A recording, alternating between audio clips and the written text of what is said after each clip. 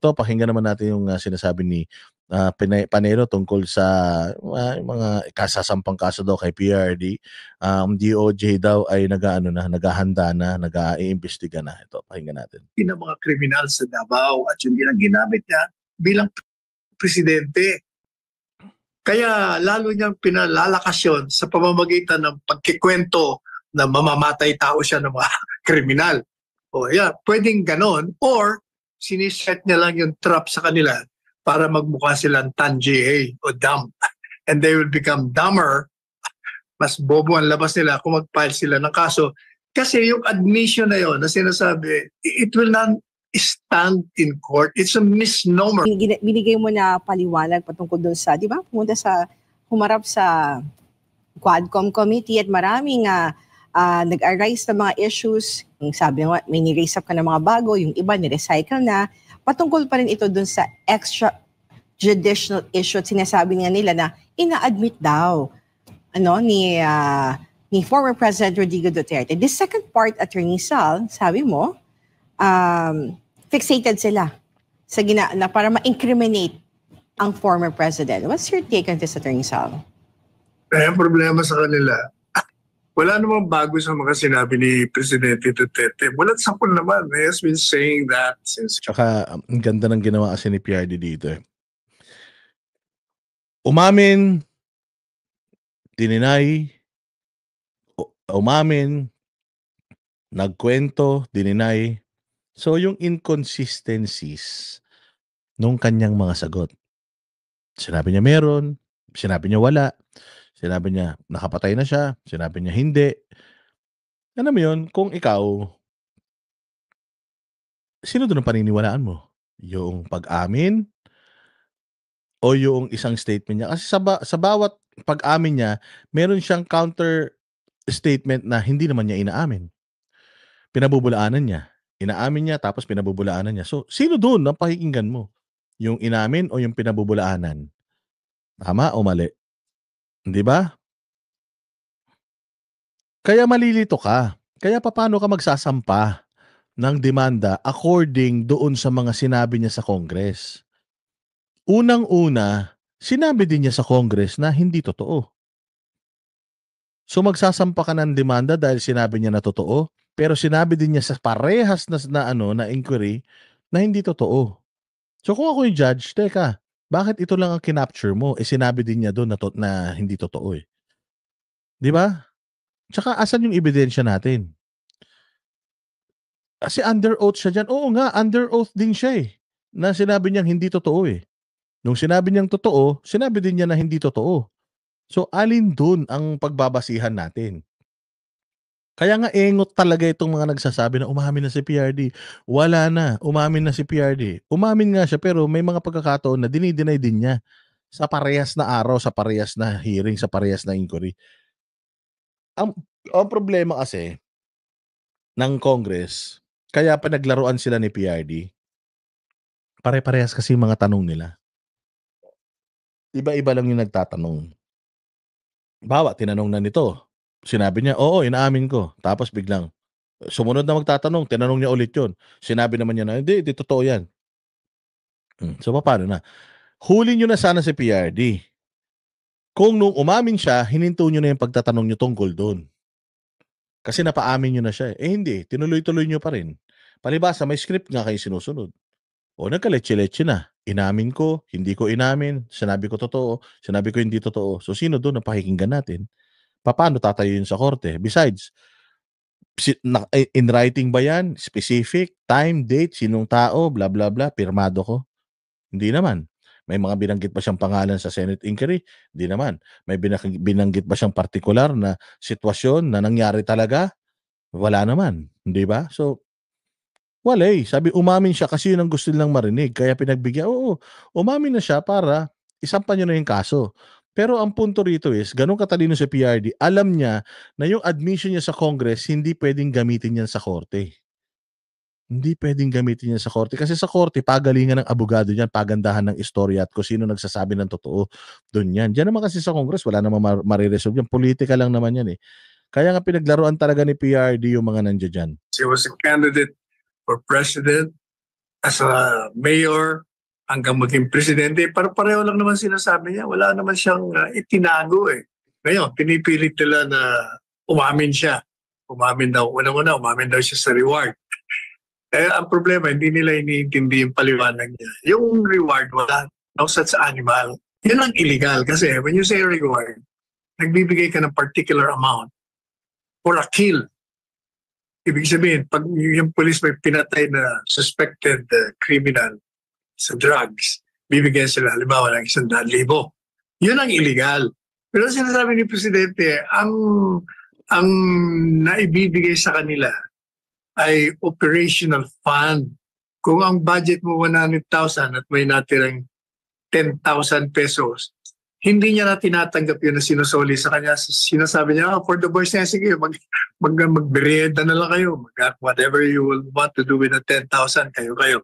Yung mga operatives na for a job well done, yun ang binibigay niya. Hindi reward yan in contemplation of an illegal act. Hindi yun. So, hindi totoo na may reward. Talagang gusto talaga nilang i-incriminate si former president. Yes, gusto i-incriminate. Ganito kasi yan. Ito kasing mga sinasabi niya ngayon ni PRD, it will stay dyan sa sa TV, sa media, sa YouTube. It will stay there for like until kailangan nila. Hanggang sa magkaroon ng mga bagong issues. Lahat ng mga sinabi ni PRD dyan, mga pronouncements, mga pag-amin, nandiyan dyan na yan. They can always twist it. Eh si PRD, hindi naman niya kailangang magpabango katulad ng ibang mga politiko eh.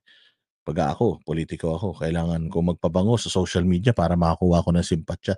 Si PRD naman, whether he will say good things or bad things, mahal yan ng Pilipino eh. So kung ano yung maging image niya sa hearing na to, wala siyang pakialam because mahal siya ng Pilipino.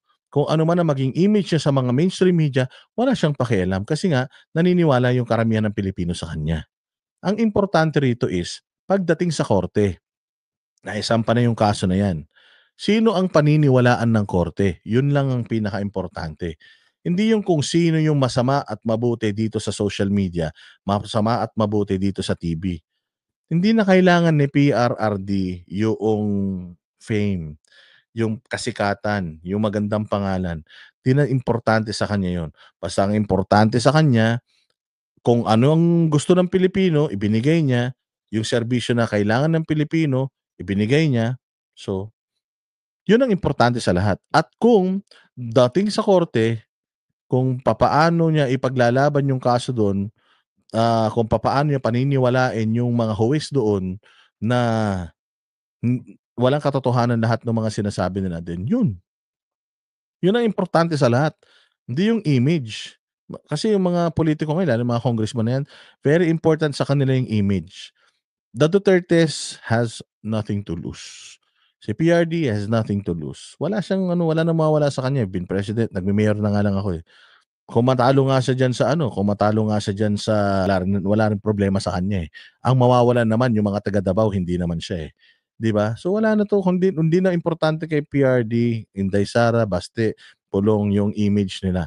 Because taong bayan mismo yung humihiling na tumakbo sila sa national positions. Meron bang mga mga movements? May movements ba na ginawa ang taong bayan para tumakbo si Bongbong? Wala naman.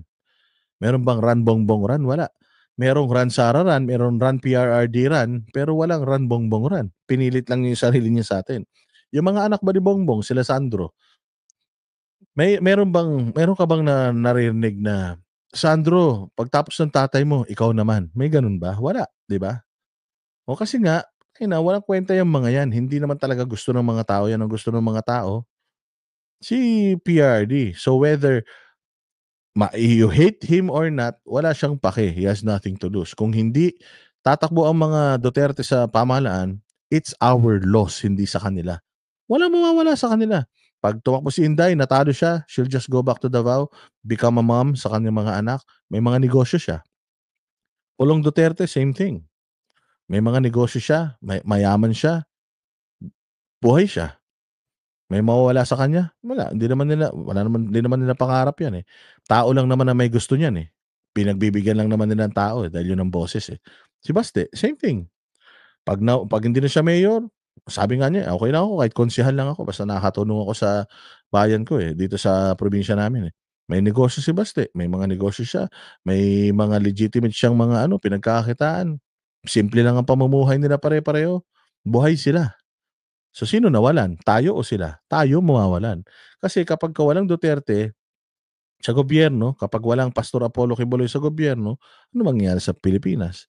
Puro nakaw, manipulations, walang unlad. So, nawalan ba si Pastor kung matalo siya?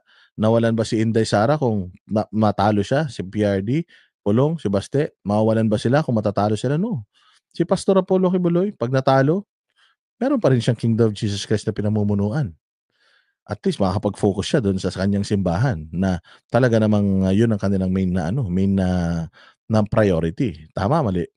Si Pastor kaya tumakbo, gusto lang niya makatulong sa Pilipinas. So kung matatalo siya, matutulungan ng Pilipinas. Kung matalo siya, sino nawalan? Si Pastor ba? Hindi. Nawalan tayo. Mawawalan din si Pastor, gagastos yan sa eleksyon Ayun na nga, gumagastos nga si Pastor sa paglaban sa insurhensya, bilyon-bilyon. Gumastos nga si Pastor kay Bongbong Marcos nung kandidatura niya. Naibalik ba? May ROI ba? Hindi naman importante kasi yung pagtumulong ka kasi pag gumastos ka na, lalo-lalo ng KOJC, kapag ka sila ay tumulong na, walang kapalit yun. Kapag sila ay gumasta na yun, tapos na yun. Hindi sila yung parang, yung, oh shit, ang laki ng ginastos natin dito, ganito. Wala silang pake sa material na bagay. Ang importante, tayo ang makinabang. In order for us to gain dito sa politika na to, maglagay tayo ng mga tao na talagang magmamahal sa bayan. Mga Duterte, Pastor Quiboloy. Without them, bagsak ang Pilipinas. Sila, normal pa rin ang pamumuhay nila. Sino nawalan? Sila, tayo. Kaya pilitin natin itong mga to na bumalik at tumakbo sa gobyerno.